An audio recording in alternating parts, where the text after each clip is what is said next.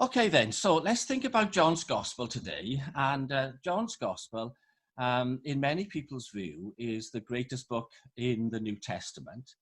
It's certainly the general opinion that it's the last book to have been written in the New Testament. And the author is generally felt to be the beloved disciple, the one on whom Jesus, he leaned on Jesus's breast during the Last Supper.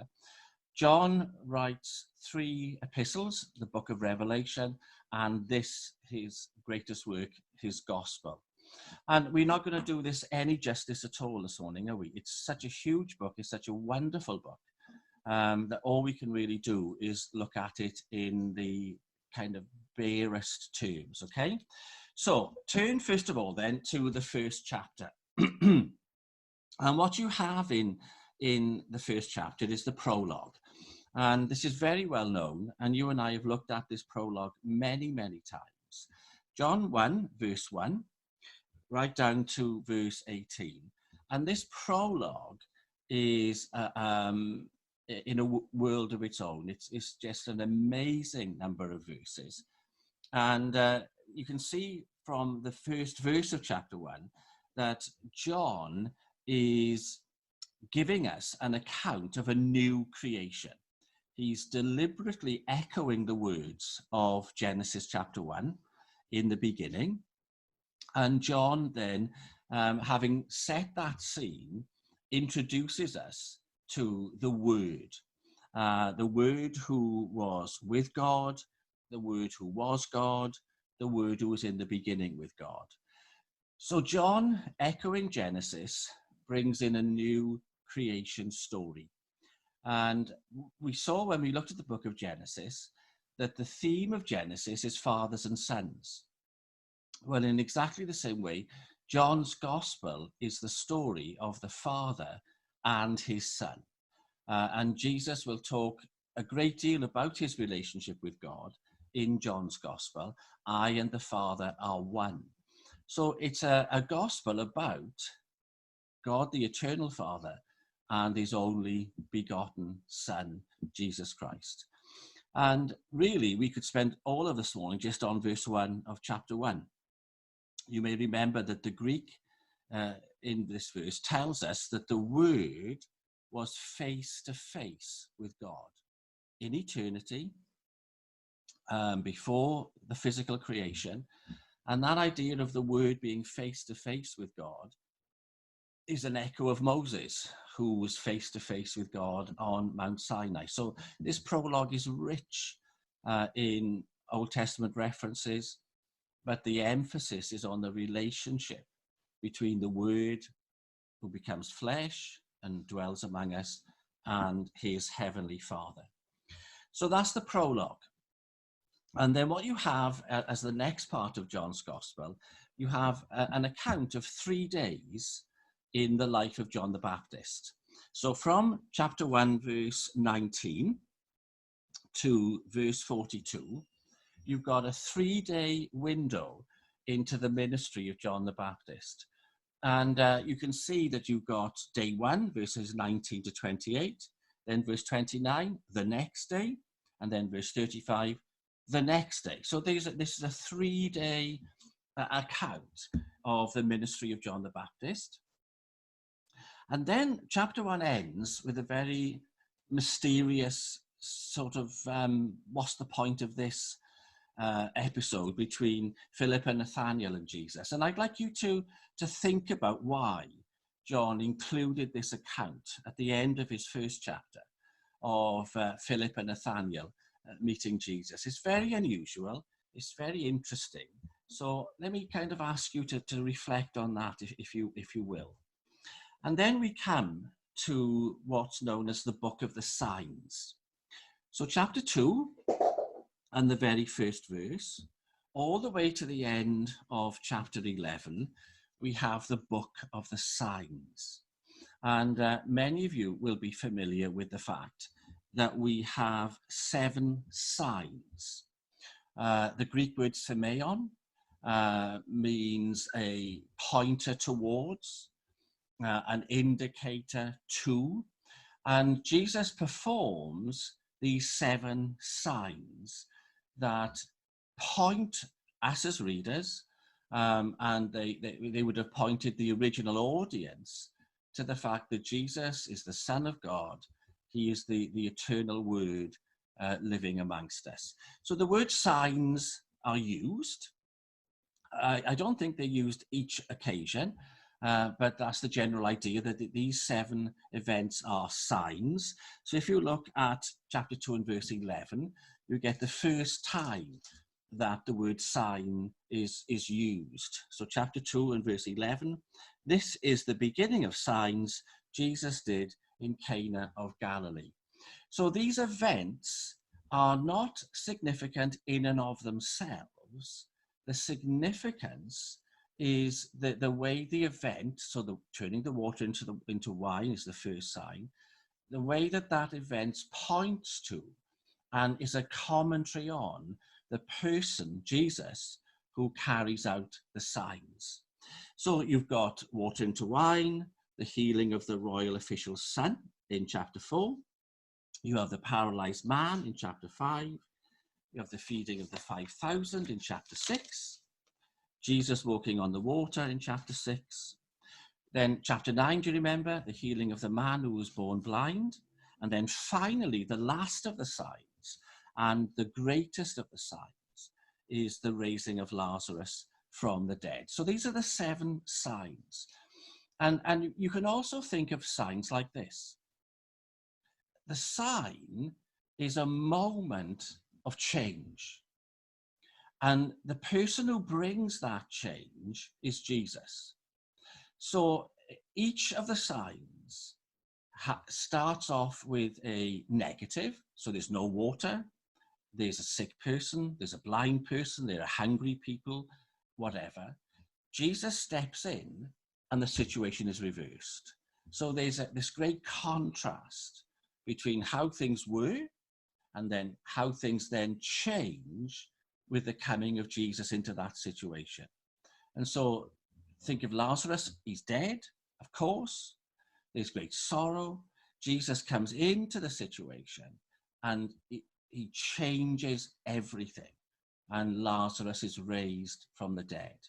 So the whole idea of signs is the presence of Christ brings a reversal, brings a complete turnaround in the experience of those who were present. And in chapter 9, so just move across to chapter 9, if you will. So in the middle of these signs, I suppose, the Pharisees themselves comment on the fact that Jesus performs signs. So within chapter 9 now, and verse 16. Therefore some of the Pharisees said, "This man is not from God, because he does not keep the Sabbath." Others said, "How can a man who is a sinner do such signs?" So it's a very significant Greek word, and it's the heart of this book, the book of the signs, okay? Chapter 2, verse 1 through to the end of chapter 11. Now, of course, in this book of the signs, you have other things happening. Jesus meets Nicodemus in chapter 3. You have the experience with a woman in chapter 4, the Samaritan woman. You have the adulterous woman in chapter 8. So other things are mixed in with this book of the signs. But the primary purpose of this book is presenting us with this person, Jesus Christ, who steps into human experience when our experience is one of loss or sadness, and he transforms it by his word and by his presence. Chapter 3 is very well known. It's the account of meeting Nicodemus at night. And it's got that very famous phrase, "You must be born again." Let me just say 2 things about that in passing. You must be born again. It's not a command. It's not something you can do. You can't make yourself born again. It's not, in terms of its grammar, it's not an imperative. You must. It's a simple indicative. It's a fact. you must be born again. So we can't, if you like, take that message and tell people they must be born again as if it's something they can do. We are simply describing for them a fact that the Spirit of God brings a person to this new birth. And of course, when it says again, anothen in Greek, it means from above. So a person must be born, is a simple fact. To come into the kingdom of heaven, we must be born from above. Okay? So there's the book of the signs then. And as you come to chapter 12, and all extending all the way now through to chapter 20, you have what's sometimes referred to as the book of the cross. And you have a huge amount of attention paid to the events of the Thursday night and his arrest, his crucifixion. And that's hugely important to John. And what John does here in this book of the cross, and he does it in the book of the signs, is John puts in his own thoughts. He includes a commentary of his own understanding of the events he's describing. So I should have said earlier, and again, some people find this upsetting, and I really don't know why. John 3 verse 16, God loved the world so, in this way. These words weren't spoken by Jesus. These are John's thoughts. The conversation between Jesus and Nazareth stops, and John then comments. And John loves to comment, and he comments a great deal. So that very famous verse 16, is John putting his understanding of the events into his own account. And when he talks about men loving darkness rather than light, these are John's thoughts. Well, in exactly the same way he does it in the book of the cross. He will talk in chapter 12, verse 37 from Isaiah about men not seeing, not hearing, not understanding. So he places, he inserts his own understanding, the sense he is making of what he's telling us. So you've got the book of the cross. And of course, there's that wonderful dialogue, chapter 14, 15, and 16, that Jesus has with his disciples. Then he goes out, and so he's arrested, and so on. And John gives a huge amount of attention to the king on the cross.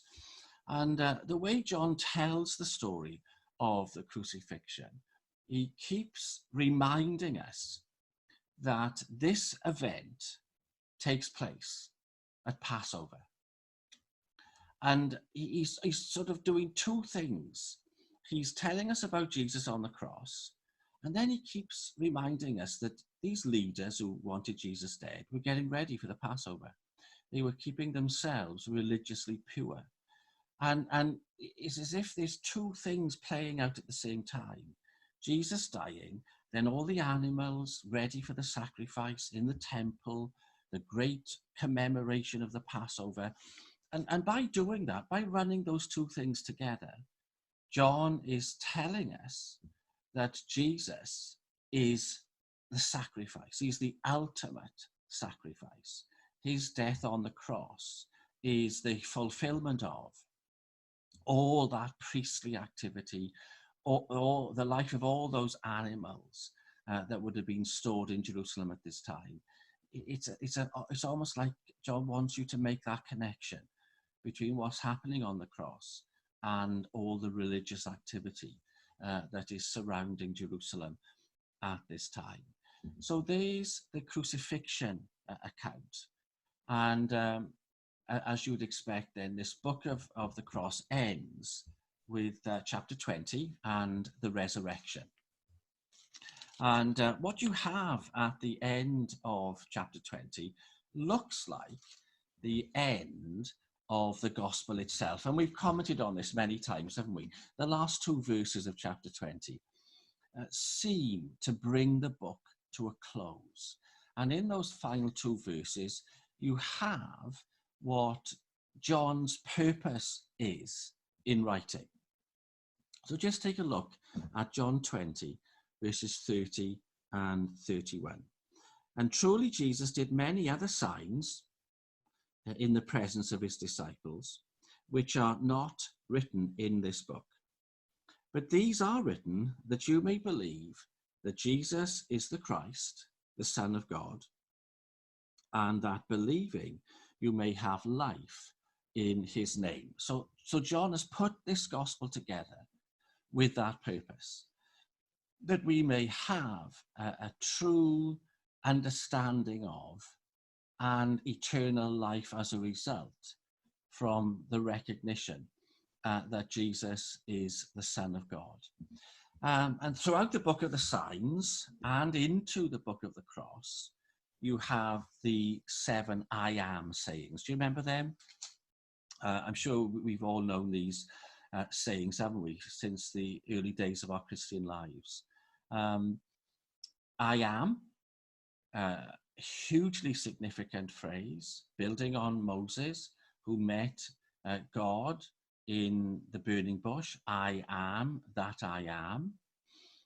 Jesus takes that I am, that was the sacred name of God given to Moses, the new name that God gave to Moses. Jesus takes that and applies it to himself. Now, that would have been hugely shocking to his Jewish audience, that the most sacred name that you wouldn't even speak is now being taken by this person who is from Nazareth and applied to himself. And then he takes the I am statement and he expands it, and he tells us more about himself as the I am. So I am the bread of life, I am the light of the world, I am the door, I am the good shepherd, I am, of course, the resurrection and the life, I am the way, the truth, and the life, and I am the true vine. So those 7 statements move across the gospel as a whole, and they are a central part of what John wants us to understand, that the God of the Old Testament is the person of Jesus Christ, that this person in our midst, says John, is the God who Moses was face to face with on Mount Sinai. He is the God who spoke to Abraham. He's the God of David. And that's huge, isn't it? That's just so amazing that's who Jesus is. And of course, that's the grounds of blasphemy on which the Jewish leaders move against Jesus. Okay, so one last thing to say about the structure of the book, and that's John chapter 21. And for many people, John 21 is an additional chapter. It was added perhaps later on. It's the epilogue, I guess. If we've had a prologue, then we're going to have an epilogue. And it's a very mysterious chapter. It occurs by the sea. And you have those famous words between Jesus and Peter. Do you love me, Peter? 3 times, do you remember? Some people think that's a connection to Peter's denial 3 times of Jesus. You have the word love in that exchange between Jesus and Peter. And you mustn't make too much of the fact that the Greek words for love change during that conversation. So we go from agape to phileo and so on. I don't think that there's a huge amount of significance there. But what is generally understood is that what is happening here is the restatement or reinstatement, of Peter into his role as the pebble, the little rock upon which the church will be built. And then you finally have a reference to the beloved disciple, don't you? And that's how the gospel closes. Verse 20 of chapter 21, Peter turns around, saw the disciple whom Jesus loved following, who also leaned on his breast at the supper and said, Lord, who is the one who will betray you? Now, Peter, seeing him, said to Jesus, what about this man? Jesus said to him, "If I will that he remains till I come, what is that to you? You follow me." You wonder, don't you, how much Peter has actually learned through his catastrophic experience, that he's still so concerned about other things. And again, then, verse 25, we have a very familiar ending. There are many other things that Jesus did, so exactly like the end of chapter 20, which if they were written one by one, I suppose that even the world itself could not contain the books that would be written. I mean, these days, our world is full of cookbooks and such nonsense. But here is the idea that John is selecting his material, even here right now, to suit his purpose, which is to present us with the truth that Jesus is the Son of God. So what I'd like to do to end is go back to the prologue. And it's a wonderful, as I said, and a wonderful prologue. And verse 18 is a verse that I like to think about a great deal. And I'd encourage you to think about verse 18, not just today now, but throughout your Christian lives.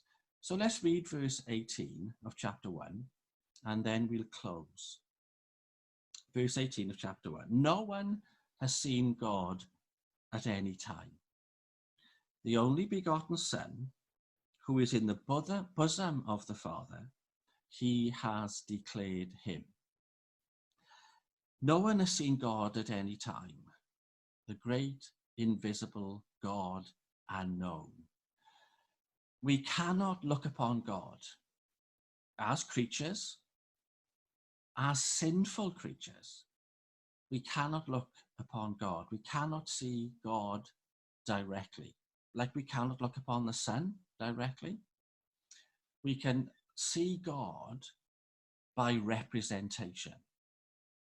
We see God through an instrument, through a means. And that means is Jesus Christ here in verse 18. So the only begotten Son, who is in the bosom of the Father. Now, I think a much better way of taking that phrase is to say, the only begotten Son, who is the heart of the Father. Jesus Christ is the heart of God made visible. He has declared him. So God's heart, the God we cannot see, his heart has been made flesh and blood, flesh and bone, so that we can see God and so that we can know God. So I like to think of it like this, and I'm sure you've thought about this yourself, and we've certainly talked about it before. What's God like? And the answer to that question is the Jesus-ness of God. God is like Jesus. So when you look at Jesus, you are seeing God. When you look at Jesus tired, asleep in the boat, you're seeing God. When you look at Jesus and you see him homeless and hungry, that's what God is like. When you see Jesus take a child, that's what God is like. When you see Jesus heal the sick, raise the dead, that's what God is like. And when you see Jesus on the cross as a sacrifice, that's what God is like. So we need to think of God in his Jesus presentation. We sometimes make the mistake that John is telling us that Jesus is like God, that Jesus in his divinity is God. So we think that the theology of John's gospel is to take Jesus and convince us that he is God. And that's fine.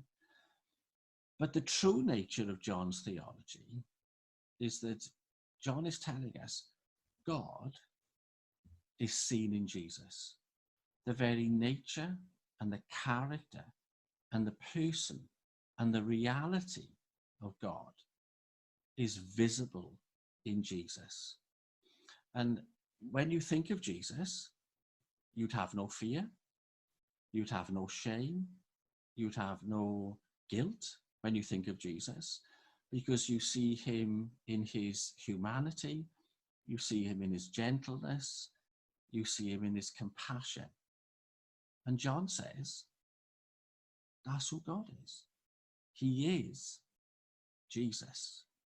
And so the very understanding of God upon which this entire gospel is based is to convince us, and I can't get the right wording here, perhaps you can, the Jesusness, the Jesus-likeness of God.